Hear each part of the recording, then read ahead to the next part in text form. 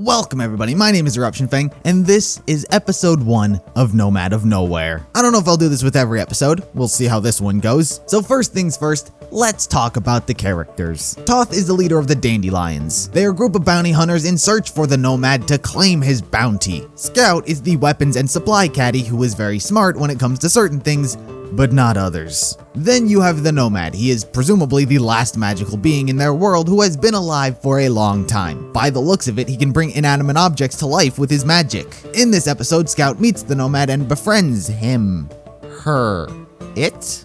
The Nomad. In her efforts, Toth burns down the Nomad's house and a chunk of the forest, forcing the Nomad to leave his home and re-enter the world. Fairly simple and easy to explain first episode, gets the point across and sets up the rest of the season. So, what were my first impressions of the show? First and foremost, wasn't what I was expecting. It's not a bad thing, just wasn't expecting it. When they announced the series, all there was a name and a concept. You had the name Nomad of Nowhere and the concept of bounty hunters going after the last magical being. In my mind, I was expecting like a full-fledged serious show, like a Cowboy Bebop meets Trigun type of series. The comedy aspect with all the sound effects and all the goofiness was a surprise to me. Is that a bad thing? I don't think so, but we'll see where the rest of the series goes from here. Now, there's a few things that I'd like to discuss and speculate about, and I'm curious as to what you guys think about these in the comments. First things first, the Nomad. We've only been given one episode with him so far, and throughout it he was happy, he was wacky, and as Scout made the comparison, nothing like his wanted poster.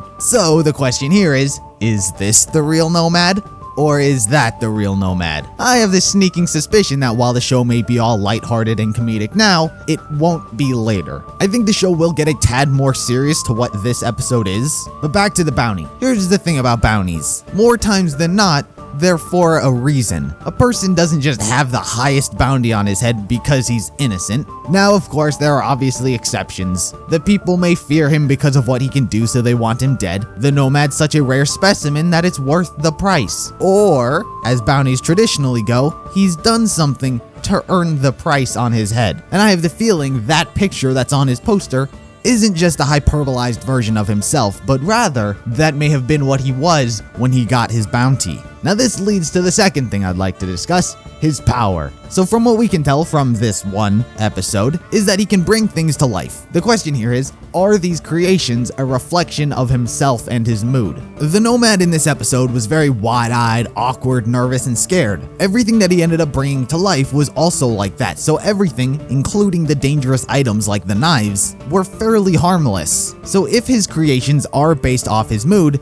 then that makes me wonder whether or not his angry wanted face could create things that are equally as angry and substantially more dangerous. However, we need to see more of the Nomad's power before any real conclusion begins to get made. Next topic is the weird flashback thing with Scout. Now, I think a lot of people, they saw this as a past memory due to the house not being destroyed and the forest not being in shambles. But the biggest question mark here is obviously Scout. Scout was dressed different but looked exactly the same. Reason stands that that's not Scout, but rather the Nomad's wife? Someone from his past who is no longer alive. So, then trying to connect the dots from only a single episode, is this person's death what potentially made him angry-faced and gave him his bounty? Or is it completely irrelevant? Highly unlikely that the scene was completely irrelevant, but Scout's mirrored image is the biggest question mark. But even when the Nomad first encountered Scout, he wasn't taken back.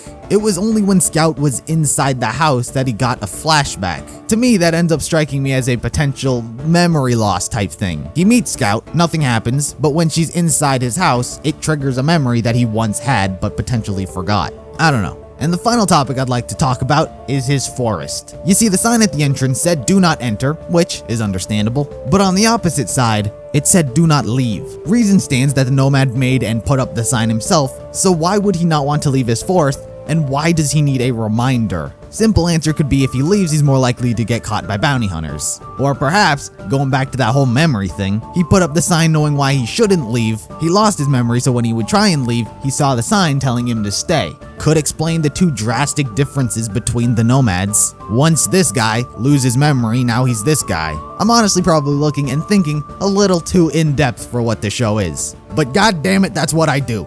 I am very curious as to whether or not the series is going to keep the comedic approach for the entirety of its run, or if it is going to slowly move into a more plot-driven series. I think the show offers itself more story to be incorporated over a show like Camp Camp. One of the biggest things for me with the show right now is it feels like this show is going to come to an end. It seems like there'll be a season or two, it'll tell its story, and it'll end. Shows like RVB, RWBY aren't ending for a long time. Camp Camp has no reason to end, it has no story, and the show is just gold. But this show seems like it's going to stay its course, tell a story, and conclude itself. I could be wrong, but I can't imagine the show lasting for many seasons. So for now, the show has piqued my interest, so we'll wait to see where the series goes from here, and whether or not I'll make more videos on it. I probably will. So let me know if you guys are interested in more Nomad of Nowhere videos. Let me know what you thought of all the theories and topics I brought up as well. So for now, be sure to like the video if you liked it, subscribe if you're interested in more content like this, consider sponsoring me on Patreon for only $3 a month, follow me on all social medias, and I'll see you in the next video.